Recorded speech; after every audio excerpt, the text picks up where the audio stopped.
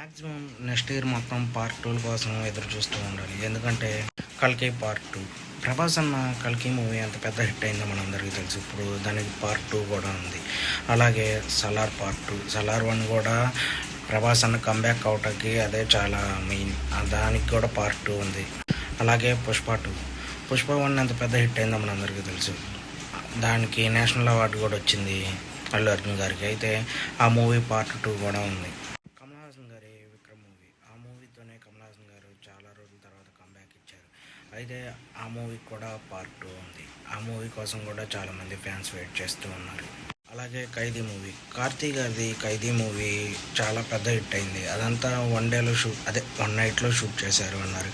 అయితే ఆ మూవీకి పార్ట్ 2 కోసం కూడా చాలామంది వెయిట్ చేస్తున్నారు. అది లోకేష్ కనకరాజ్ సినిమాటిక్ యూనివర్సిటీలో ఉంది.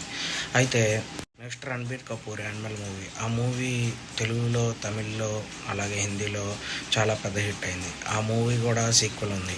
కానీ ఆ మూవీ మ్యాక్సిమం 'స్పిరిట్' తర్వాత తీస్తా అన్నారు సందీప్ రెడ్డి వంగ. ఆ మూవీ కోసం కూడా చాలామంది వెయిట్ చేస్తున్నారు. అయితే మీరు ఈ పార్ట్ 2లన్నింటిలో ఏ మూవీ కోసం ఎక్కువగా వెయిట్ చేస్తున్నారో కామెంట్లో మెసేజ్ చేయండి.